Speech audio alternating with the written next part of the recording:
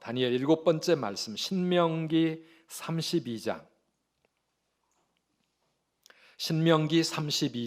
9절에서 12절까지의 말씀입니다. 우리 함께 교독하겠습니다. 여호와의 분깃은 자기 백성이라, 야곱은 그가 택하신 기업이로다. 여호와께서 그를 황무지에서 짐승이 부르짖는 광야에서 만나시고 호위하시며 보호하시며 자기의 눈동자 같이 지키셨도다. 마치 독수리가 자기의 보금자리를 어지럽게 하며 자기의 새끼 위에 너풀거리며 그의 날개를 펴서 새끼를 받으며 그의 날개 위에 그것을 엎는 것 같이 여호와께서 홀로 그를 인도하셨고 그와 함께한 다른 신이 없었도다. 아멘. 아멘. 네, 코로나 때문에 예년처럼 우리 모든 성도님들이 다 교회에 나올 수 있는 그런 상황도 아니고, 다니엘의 추억 컵라면도 우리가 함께 먹을 수 없는 그런 상황이지만은, 그래도 많은 분들이 이렇게 하나님 앞에 기도하며 하나님 은혜를 사모하면서 집중하고 있습니다. 너무 감사합니다. 어쨌든 지금은 우리 모두가 깨어나서 하나님께 기도해야 될 그런 때입니다. 이제 또 내일부터 시작할 두 번째 주간에도 여러분 힘을 내시기 바라고, 우리 첫 주간은 개인 기도 중심으로 그렇게 진행을 했는데, 이제 내일부터 두 번째 주간은 우리 공동체 기도 제목도 있잖아요. 그래서 이제 내 기도 조금 마음의 여유가 생겼으리라고 보고 공동체 기도 제목에도 우리가 함께 기도의 폭을 더 넓혀가고 기도의 높이와 깊이를 더해갈 수 있기를 바랍니다.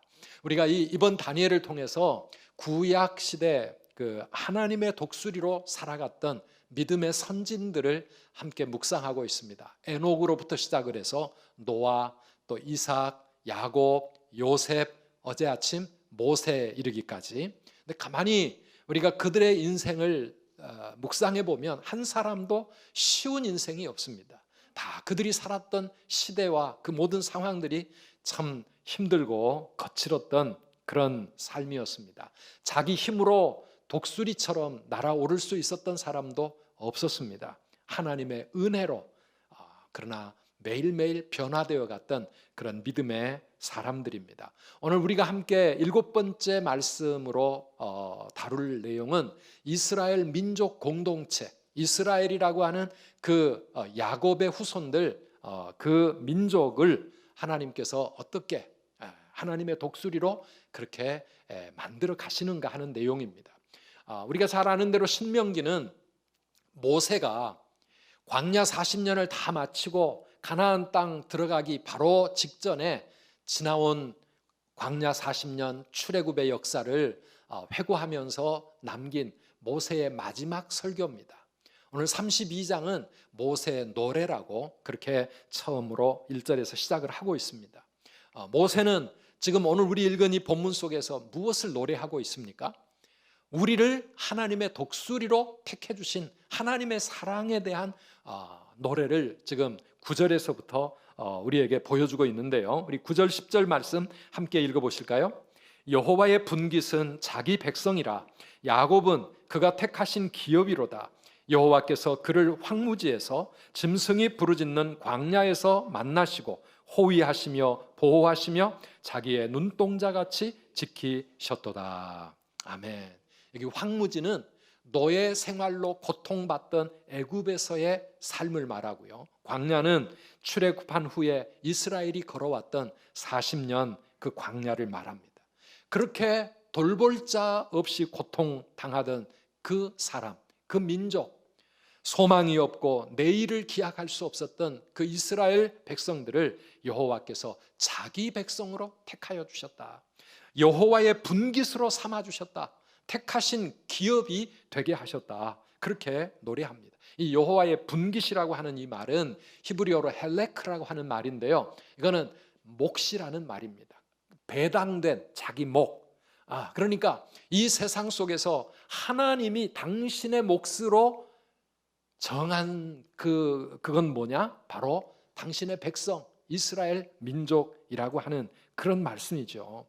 광야와 황무지와 같은 이 세상에서 죄에 매여 종살이하고 있는 그런 우리들을 택하시고 하나님의 기업으로, 하나님의 몫으로, 내 몫은 바로 너희들이다 이러면서 우리를 하나님의 것으로 삼아주신 그 하나님의 사랑을 노래하고 있습니다.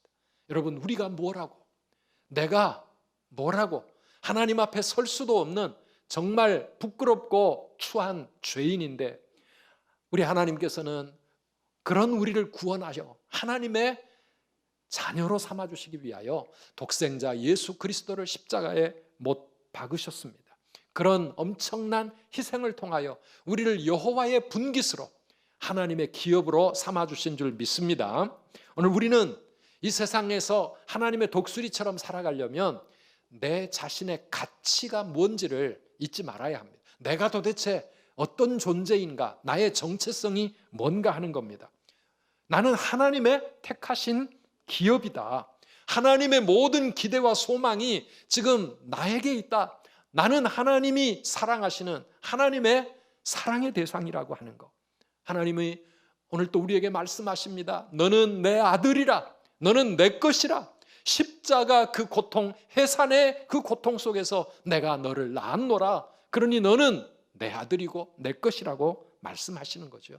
에베소서 1장 4절 5절 말씀에서 우리가 너무나도 은혜를 받습니다. 함께 읽어보실까요? 곧 창세전에 그리스도 안에서 우리를 택하사 우리로 사랑 안에서 그 앞에 거룩하고 흠이 없게 하시려고 그 기쁘신 뜻대로 우리를 예정하사 예수 그리스도로 말미암아 자기의 아들들이 되게 하셨으니, 하나님께서 우리를 창세전에 택하셨다.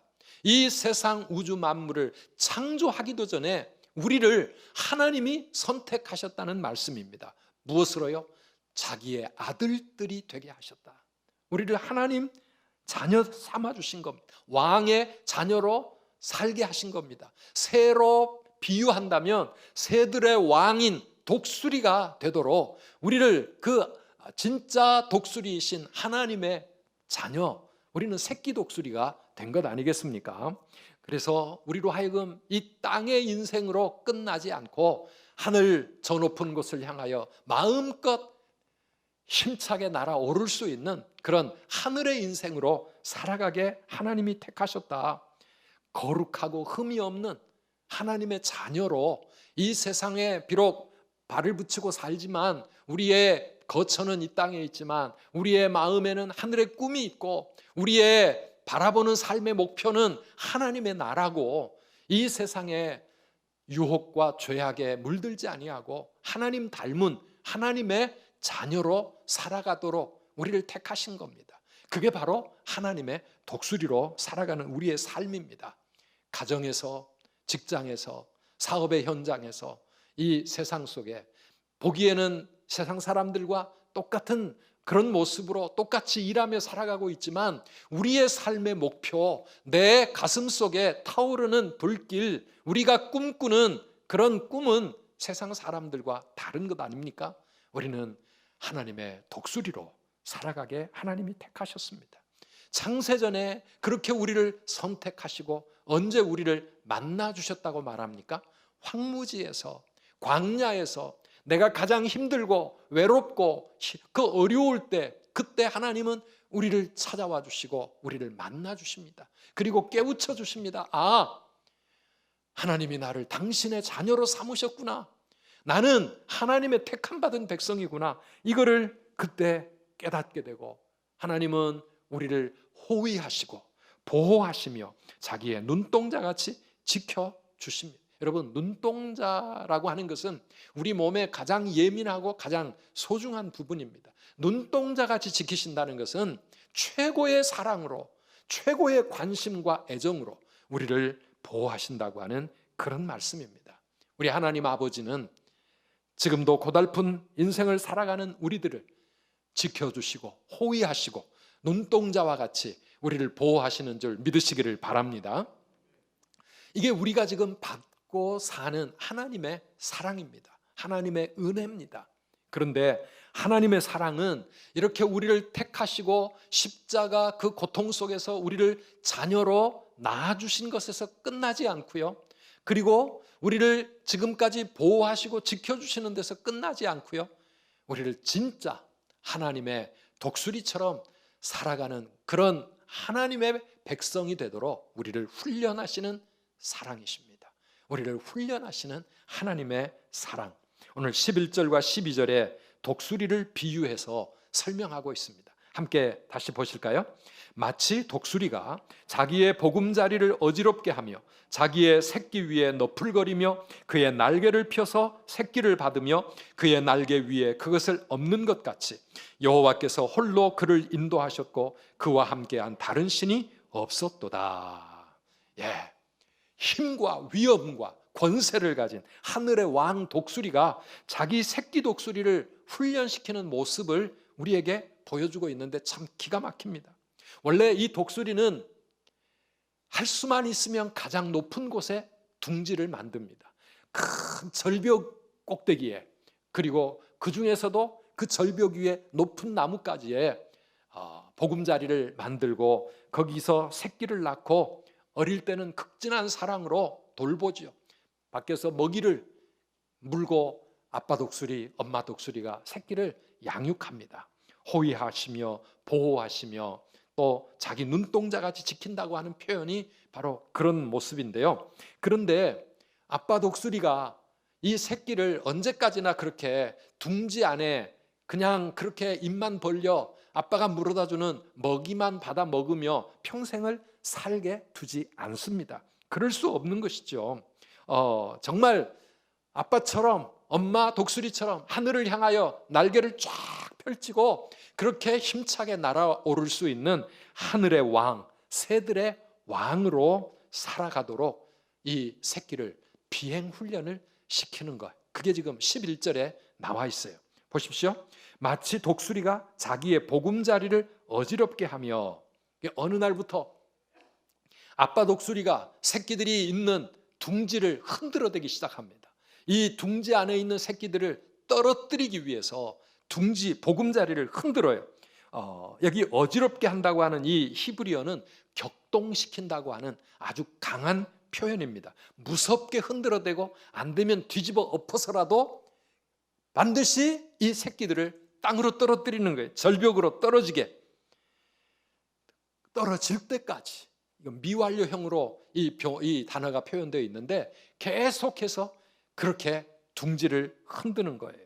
그래가지고 자기의 새끼 위에 너풀거리며 그랬는데요, 결국은 그 새끼가 무슨 힘이 있습니까? 아빠가 흔들어대는데 그 둥지를 뒤집어 엎는데 별 수 없이 떨어집니다. 떨어지는데요, 그 떨어지는 새끼 위에 아빠 독수리는 큰 날개를 펴고 너풀거린다는 말은 그 위를 선회하면서 세심한 관심과 애정으로 새끼를 보호하는 그런 아빠의 모습입니다. 그리고 그의 날개를 펴서 새끼를 받으며 그랬는데요, 새끼가 아직까지 못 날잖아요. 날개는 있는데 날지를 못해요. 나는 법을 몰라요. 그래 본능적으로 떨어지면서 발버둥을 치며 그 날개를 움직여 보지만 결국은 절벽으로 곤두박질 칠 수밖에 없어요. 땅에 부딪히기 직전까지 아빠는 그대로 지켜보다가 이 새끼가 땅에 떨어지기 직전에 그 큰 아빠의 날개로 이 새끼를 받아내는 겁니다. 그리고 나서 그의 날개 위에 그것을 엎는 것 같이 그랬는데요, 새끼를 다시 날개에 엎고 절벽 위를 올라 둥지에 새끼를 다시 내려놓습니다. 얼마나 힘들었겠습니까? 쉬게 만듭니다. 그런데 이런 훈련을 계속해서 반복합니다. 언제까지요? 새끼 독수리가 힘차게 창공을 향하여 아빠처럼 그렇게 날아오를 수 있을 때까지. 이게 바로 독수리 비행 훈련입니다. 여러분, 새끼가 얼마나 놀라고 얼마나 무서웠겠습니까? 나를 낳아주고 지금까지 길러준 그 사랑 많은 아버지가 갑자기 변한 것 같습니다. 그런데요, 그것이 바로 아빠 독수리의 사랑이라고 하는 것입니다. 새들의 왕 독수리로 만들기 위하여 그 새끼를 정말 가슴 아픈 마음이지만 흔들어서 떨어뜨리고 그것을 반복해 가면서 새끼가 나는 법을 배우기까지 아빠는 훈련을 시키는 겁니다. 사랑하는 여러분, 독수리로 태어만 났다고 독수리입니까? 날개만 달고 있다고 날 수 있습니까? 아닙니다. 훈련이 필요한 것입니다. 이 훈련의 시간들, 보통 한 5개월을 그렇게 훈련해서 결국은 새끼도 아빠처럼 엄마처럼 하늘을 날게 된다고 그렇게 말합니다. 제가 이 말씀을 준비하다가 어떤 영상 하나를 발견을 했어요. 엄마 아빠 독수리로부터 나는 법을 배우지 못한 그 새끼 독수리를 사람이 날개 훈련을 시켰는데요.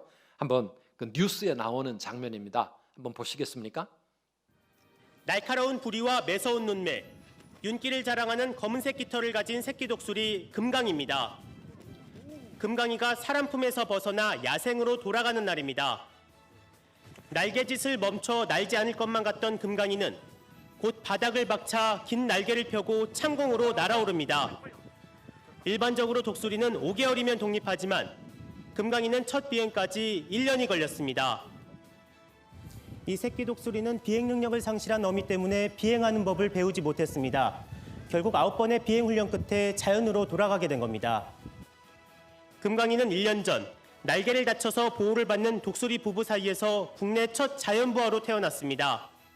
그러나 나는 법을 몰라 땅에만 있으려고 했고 날도록 다그쳐도 낮게 날다 금세 내려앉곤 했습니다. 운동장에서 시작한 훈련은 갈대밭까지 이어졌고 5개월간의 혹독한 비행 적응 훈련을 무사히 마치며 독립을 준비한 것입니다. 거기 무리와 함께 이동을 할 겁니다. 그래서 저희가 추적 장치를 통해서 이 자연에 적응하는 과정들을 전부 모니터하기 때문에 야생에서의 첫 비행에 성공해 자연으로 돌아간 금강이는 몽골까지 갔다 올겨울 다시 이곳 철원으로 돌아올 예정입니다. 네, 우리 예수님께서 이 땅에 오셔서 우리를 위한 구원의 길을 열어주신 것은 십자가의 죽음과 부활입니다. 그런데 그렇게 우리를 당신의 자녀로 삼아주시고 구원하시는 것은 순간에 얼마든지 일어날 수 있는 일이지만은 제자들을 정말 주님의 사람들로 하나님의 자녀로 이 세상 속에서 살아가게 하시는데 제자 훈련의 시간들은 3년이 넘게 걸립니다. 3년을 넘게 훈련을 해도 하늘을 힘차게 날아오르는 독수리 인생 못 됐습니다. 결국 성령님이 오셔서 그들에게 하늘 능력을 부어주실 때 그들은 세상을 두려워하지 않고 하나님이 맡겨주신 사명을 위해 살아가는 그런 멋진 하나님의 독수리로 변화되지 않았습니까? 우리 부모들이 자녀를 낳는 것, 이 땅에 태어나는 것은 순식간에 일어날 수 있겠지만은 그러나 세상에서 바르게 자라서 이 세상에 사회가 쓸 수 있는 그런 좋은 일꾼으로 키우기 위하여 어릴 때부터 끊임없이 우리는 잔소리해가면서 양육하고 교육을 보내고 그 다음에 훈련을 시킵니다. 오늘 우리 자녀들 가운데 훈련 좋아하는 자녀, 교육 좋아하는 자녀 거의 없습니다. 그런데요, 훈련받기 싫어한다고 우리 아이들을 그냥 하고 싶은 대로 마음대로 살게 내버려 두면 어떻게 됩니까? 그 자식 망치는 거죠. 그 인생 제대로 될 수가 없습니다. 우리 하늘 아버지께서도 마찬가지입니다. 사랑하는 우리를 왕의 자녀답게 하늘의 백성답게 그렇게 살아 하나님의 독수리 되게 하기 위하여 하나님 우리를 훈련시키시는데요. 여러분 그 훈련 기꺼이 받으시겠습니까? 싫으시겠습니까? 새끼 독수리가 독수리로 태어났지만 나는 법을 훈련받지 못하면 날지를 못한다니까요. 하나님은 우리를 하나님의 독수리로 날아오르게 하기 위하여 어떻게 훈련시키십니까? 첫째는 말씀을 통해서 우리를 훈련시키십니다. 우리에게 말씀을 계속 주셔서 그 말씀을 통하여 자라나게 하시고 그 말씀대로 사는 법을 배우게 만드십니다. 디모데후서 3장 16절 17절입니다. 우리 함께 읽어보실까요? 모든 성경은 하나님의 감동으로 된 것으로 교훈과 책망과 바르게 함과 의로 교육하기에 유익하니 이는 하나님의 사람으로 온전하게 하며 모든 선한 일을 행할 능력을 갖추게 하려 함이라. 아멘. 하나님의 말씀 속에 교훈과 책망과 바르게 함과 의로 교육하는 이런 이 귀한 말씀들을 통하여 우리를 하나님의 사람으로 온전하게 만들고 하나님이 기뻐하시는 모든 선한 일을 행할 능력을 얻게 하신다. 그래서 말씀이 중요한 겁니다. 이 말씀이 생명의 양식이고 이 말씀이 우리를 하나님의 사람으로 그렇게 빚어 가시는 겁니다. 이 말씀을 많이 받아 먹을수록, 이 말씀을 믿음으로 잘 받아들일수록 우리는 영적으로 그만큼 빨리빨리 자라가게 되고 건강해지는 것이죠. 오늘 그렇게 말씀을 사랑하고 사모하시기를 축복합니다. 우리 선두교회는 이 말씀으로 성도들이 건강하고 행복하게 자라가는 독수리 되라고 우리 양육훈련 시스템을 갖추고 있습니다. 킹덤 양육훈련, 또 이번 학기에 또 신앙 성장 과정, 이렇게 여러 가지 지금 개설을 하고 여러분들의 등록을 받고 있지 않습니까? 양육과 훈련으로 주님의 제자 되는 그런 하나님 독수리 훈련을 여러분들에게 제공하기 위해서 하고 있는데요. 여러분 놓치지 마시기를 바랍니다. 교회는요, 영적인 훈련소와 같은 곳입니다. 훈련소에서 우리는 말씀을 통하여 하나님의 뜻을 배우고 우리 성도의 삶을 배웁니다. 이론을 배우고 기초 훈련을 합니다. 그런데 진짜 훈련은요, 우리의 삶의 현장에서 하게 됩니다. 교회에서 예배 시간에 말씀을 받고 여러분들이 또 한 주간을 가정에서 생활하고 직장에서 학교에서 보내면서 이 세상 속에서 우리는 하나님의 말씀대로 살아가기 위하여 훈련의 삶을 사는 겁니다. 어떻게 하면 세상을 본받지 않고 죄의 유혹에 흔들리지 않고 하나님 앞에 거룩하고 흠이 없는 그런 믿음의 사람으로 살아갈 것인지 우리가 배우는 것입니다. 교회 공동체를 안에서도 배웁니다. 목장에서 또 전도회를 통하여, 그리고 우리의 다양한 삶의 상황 속에서 말씀을 적용하고 말씀을 실천하는 그런 훈련, 지금도 우리 받고 있습니다. 이 말씀을 통한 훈련이 잘 이루어지면 우리가 그만큼 하나님의 독수리로 날아오를 그러한 모습으로 변화되어 가는 거예요. 이거를 말씀을 통해 훈련을 잘 받으면 두 번째 훈련 과정이 좀 단순해질 수 있어요. 그런데 말씀을 통한 훈련이 잘 안 이루어지면 두 번째 훈련이 더 힘들어집니다. 두 번째 게 뭔지 아십니까? 고난을 통한 훈련입니다. 고난을 통하여 하나님은 우리를 하나님의 독수리로 훈련시키십니다. 이스라엘 백성들이요, 애굽을 떠나 하나님의 구원을 받고 하나님의 백성이 되었는데 애굽을 떠나니까 그들을 기다리고 있는 땅은 젖과 꿀이 흐르는 가나안 땅이었습니까? 아닙니다. 그 가나안 축복의 땅에 들어가기 전에 그들이 거쳐야 했던 곳은 광야였습니다. 그 힘들고 고달픈 광야의 삶을 무려 그들은 40년이나 힘들게 지나가야 했습니다. 그런데 이 광야의 삶 자체가 훈련의 과정입니다. 신명기 8장 2절 말씀 우리 함께 읽어보실까요? 내 하나님 여호와께서 이 40년 동안에 내게 광야길을 걷게 하신 것을 기억하라. 이는 너를 낮추시며 너를 시험하사 내 마음이 어떠한지 그 명령을 지키는지 지키지 않는지 알려 하심이라. 아멘. 아멘.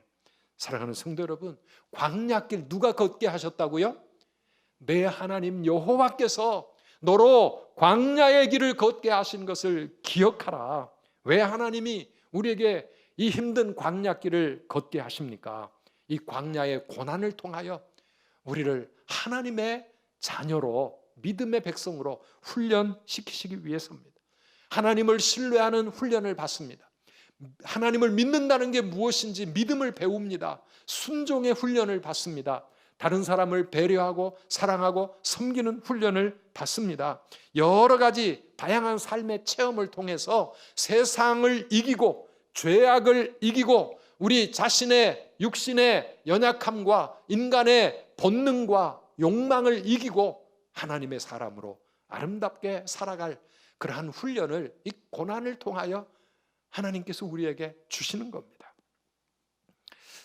제가 며칠 전에 어느 목사님 설교를 듣다 보니까 그분이 이런 얘기를 하시더라고요. 부산에 있는 자기가 목회하던 어느 교회 권사님의 이야기입니다. 이 권사님이 참 하나님 앞에 신실하게 충성하면서 새가족 교육을 담당할 만큼 그렇게 성숙한 분이셨는데 지난 IMF 때 그분 남편이 정말 든든한 직장 생활을 하고 있다가 그만 IMF 때 직장을 잃었습니다.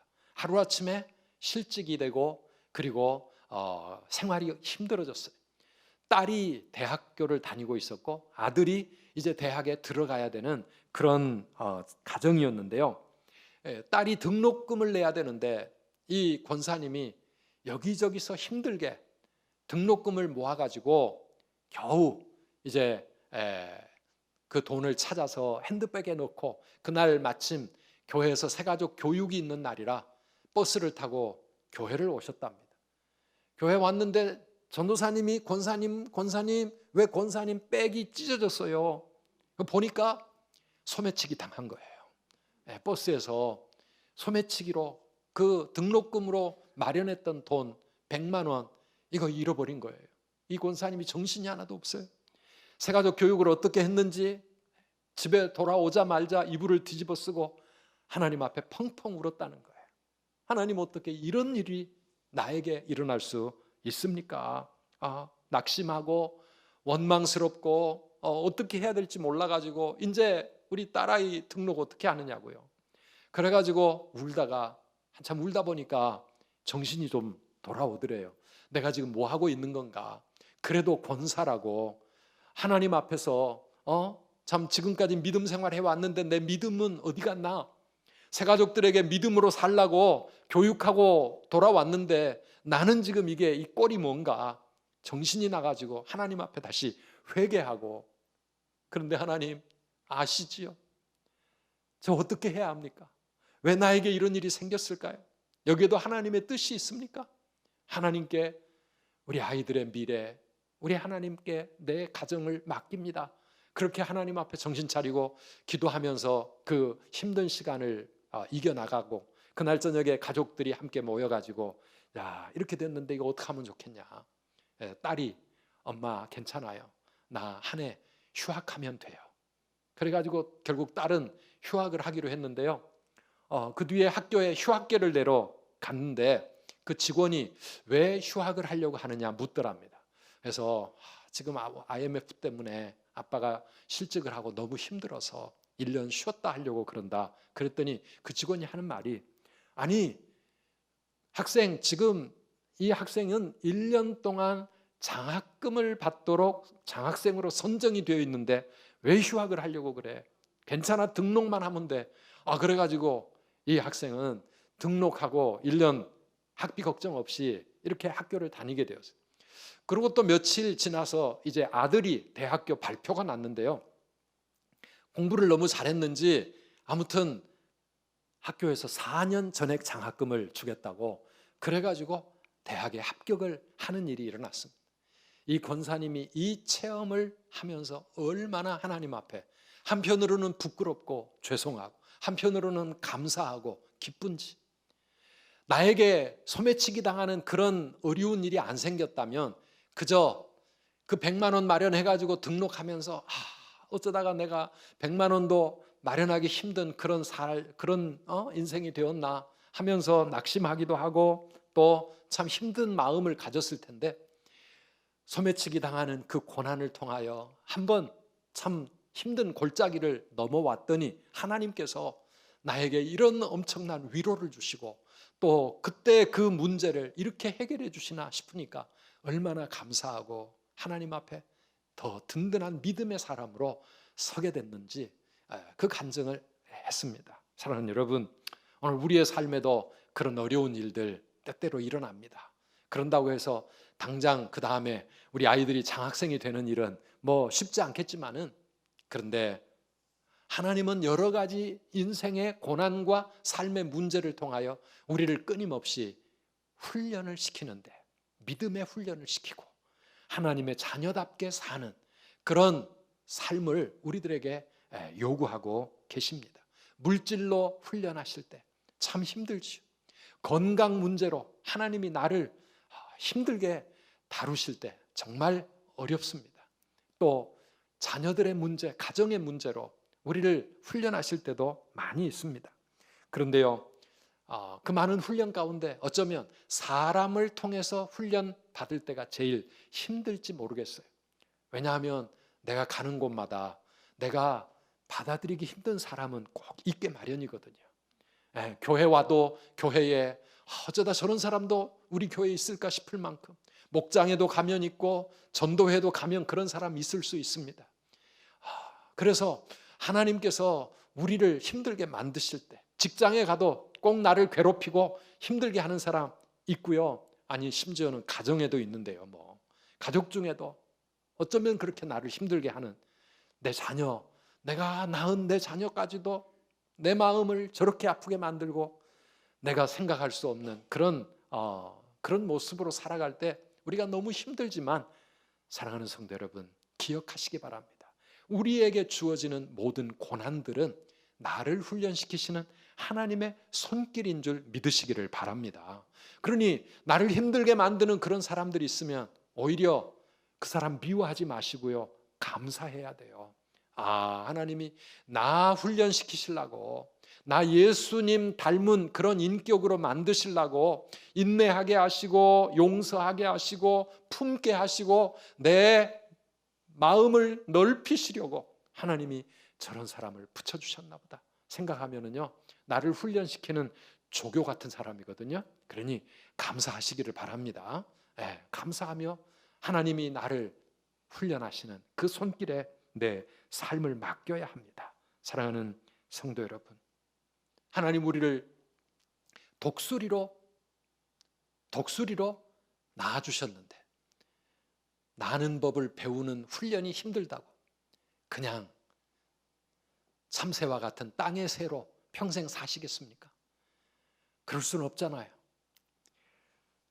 훈련이 힘들고 싫어도 그래도 참고 인내하면, 아까 그 독수리 1년 동안 훈련 받으니까 비록 엄마 아빠를 통해서 배우지는 못했지만 그래도 자기에게 주어진 독수리의 본능이 있고 힘찬 두 날개가 있고, 그리고 마음껏 창공을 날아오르기 시작하면 몽골까지 3,000km 그 먼 거리라도 힘 하나 안 드는 것 같아.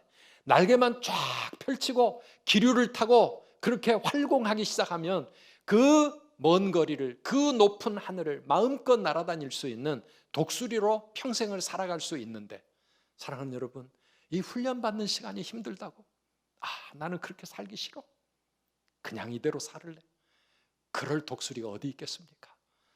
훈련받지 않고도 독수리처럼 살 수 있다면 얼마나 좋겠습니까? 그러나 여러분, 훈련 없이 하나님의 독수리로 살아갈 수 있는 길이 없습니다. 왜냐하면 우리 예수님조차도 이 땅에 오셔서 그런 훈련의 길을 가셨기 때문이죠. 히브리서 5장 8절 9절 말씀입니다. 함께 읽어봅시다. 그가 아들이시면서도 받으신 고난으로 순종함을 배워서 온전하게 되셨은즉 자기에게 순종하는 모든 자에게 영원한 구원의 근원이 되시고. 아멘. 그가 아들이시면서도, 그가 비록 하나님의 아들이셨지만은 이 세상에 오셨을 때 받으신 고난으로 순종을 배워 온전하게 되셨다. 사랑하는 여러분, 우리 예수님도 이 고달픈 광야와 같은 이 땅에 수많은 고난을 받으시면서 마지막은 끝내 십자가 그 고통을 당하시면서 거기서 순종을 배우고 온전하게 되었다고 하면, 오늘 우리 가운데 그 고난의 훈련으로부터 면제받을 수 있는 사람이 누가 있겠습니까? 오늘 우리 하나님은 우리를 사랑하시는데 그냥 품어주시고 구원해 주신 사랑으로 끝나는 게 아니라, 구원받은 우리를 하나님의 독수리답게 정말 이 세상 속에서 비록 이 땅에 똑같은 인생을 살아가고 있지만, 그러나 그들과는 구별되고 다른 하늘의 백성으로 살아가게 하시기 위하여 우리를 훈련하신다는 사실 여러분 잊지 마시고, 우리 주님의 그 훈련의 손길에 여러분의 삶을 맡기시기를 바랍니다. 우리 다니엘 새벽성에 왜 하고 있습니까? 왜 이런 힘든 거 합니까?